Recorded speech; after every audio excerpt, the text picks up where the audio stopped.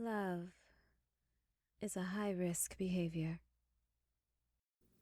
Hi, everyone. Welcome to the podcast, High Risk for Heartbreak. I am your host, Christina, and I am so glad you decided to join me today.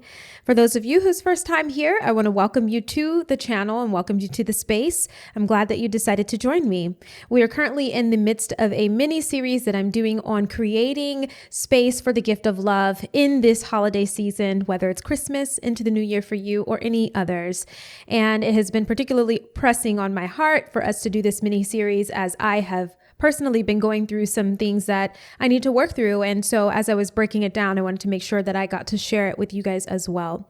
For those of you who don't know, I have a prior season 1 of the podcast that is available on Spotify. It is not here on YouTube. Maybe I will upload it. I'll just have to figure out how to get some graphics or something going so that it can look nice. It'll just be sound though. But if you want to get to know a little bit more about the podcast, feel free to go and explore. There's 26 episodes there to kind of just give you a gist of what this is all about.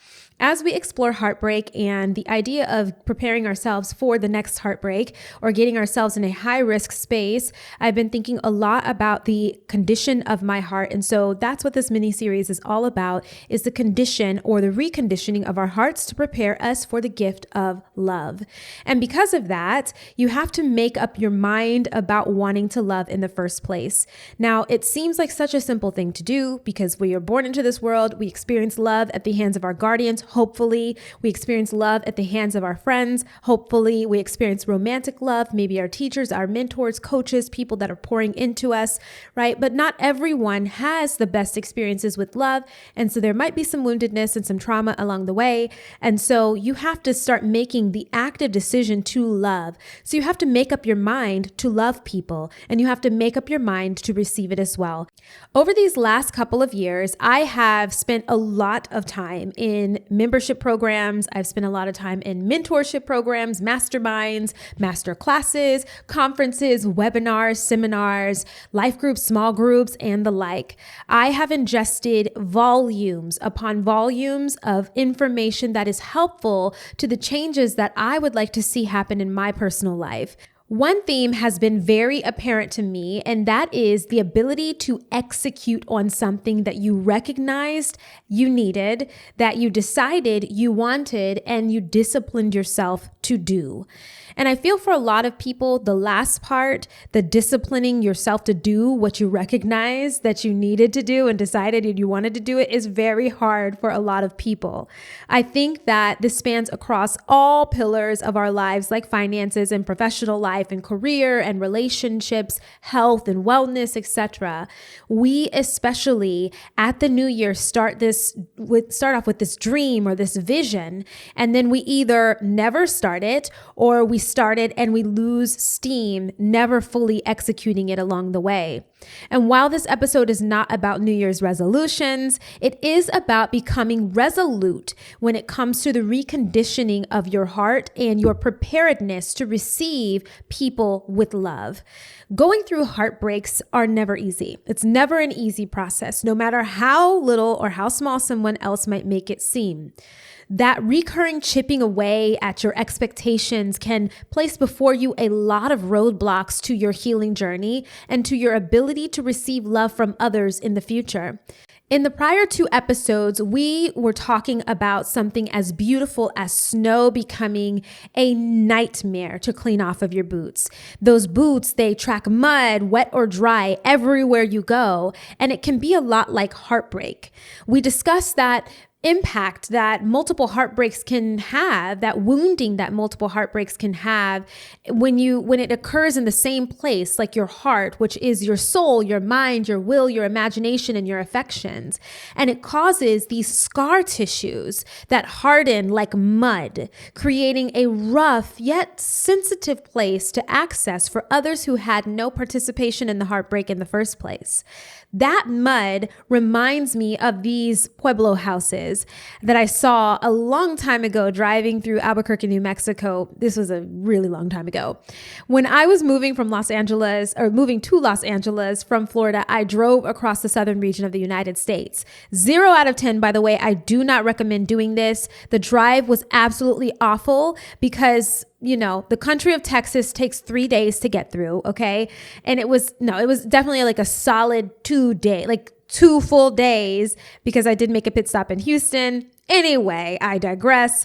When I reached Albuquerque, I noticed some of the most beautiful architecture that I have ever noticed up until this time. I think I had only ever seen things like this in school books. There was a sea of coppers and browns and creams and terracottas that spanned the city of Albuquerque and some neighboring cities and neighboring states as well.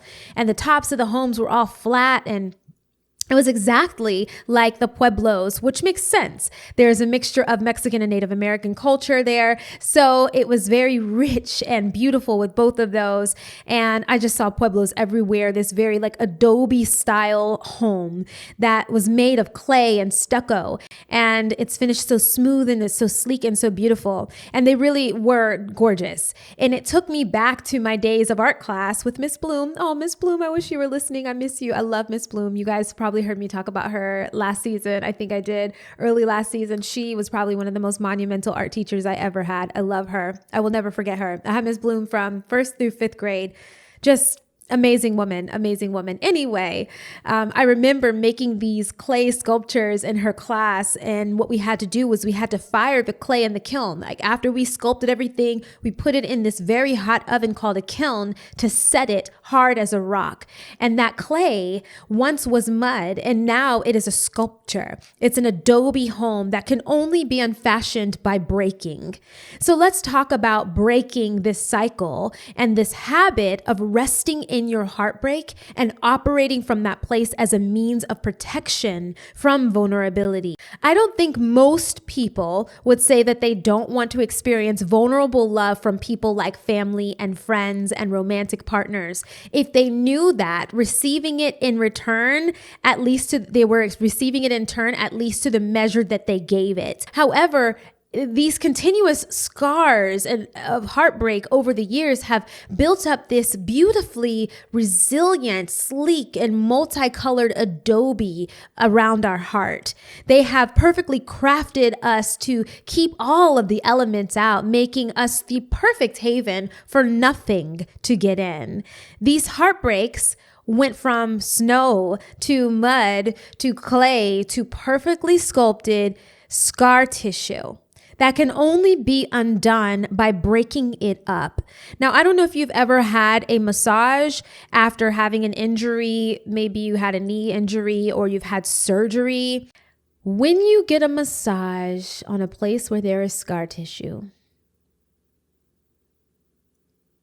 the pain is not like anything you've ever experienced. Breaking up scar tissue is probably, I'm not a massage therapist, but probably one of the hardest things to do, especially for your client. It's one of the hardest things to go through because of the sensitivity of that area that has been scarred. It has been maimed. It has been wounded. It has healed over, but it has healed over in a harder way. And the only way to get it to soften up again is actually to break it down. You have to break it down and break it apart.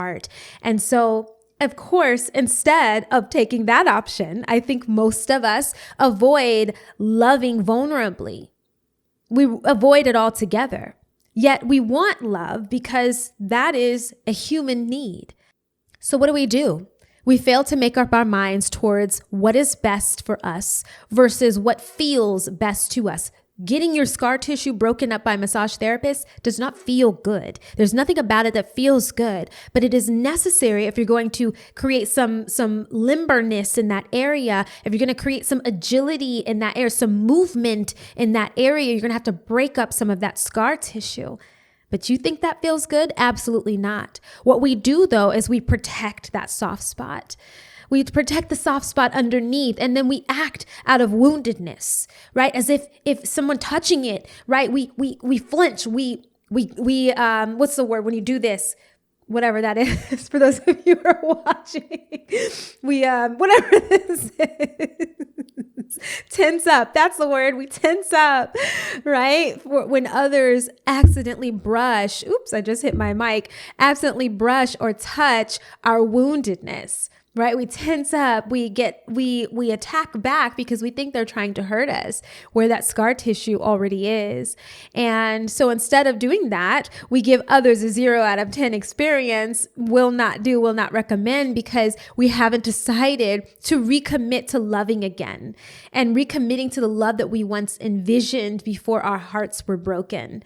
In these master classes, I learned that the biggest thing that is keeping a lot of us from properly executing on the things that we dream about is that we never force ourselves to get outside of ourselves. We are afraid of breaking down again. We are afraid of making up our mind. And instead, we would rather stay in hurt versus moving towards something that may cause a little bit of pain, but will ultimately help us in the end. And this made me think about some scriptures from the Bible, and there's a few references of, the potter and the clay, but I want to read this from Jeremiah 18. I'll just read a few of these verses because it is quite long, but it says, "The word that came to Jeremiah from the Lord, arise and go down to the potter's house, and there I will let you hear my words. So I went down to the potter's house, and there he was working at his wheel, and the vessel he was making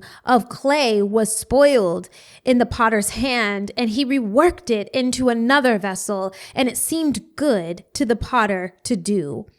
Consider this today. Have you created an adobe home around your heart? Have you taken the mud and the clay and cured it perfectly around your heart to keep your heart safe and secure, not moving forward because you're not breaking up that mud and that clay? If you're ready to see a difference in your next year of loving relationships, you will have to make the decision, and you will have to keep the decision. You will have to execute it on it every day. And the only way to love is vulnerably. I didn't say weak, with no boundaries or with no backbone, but vulnerably, on purpose, resolute. In the next few episodes, we will discuss how to start breaking up some of that mud and that clay to rebuild this new mindset that you need to have in your heart of hearts, that you can commit to in your heart of hearts. I will see you on the next one. Why don't you stay a little longer? You like what you like, right? Subscribe to the channel so we can spend a little more time together, and maybe comment your thoughts because I care what you're thinking. Love is the risk and the reward.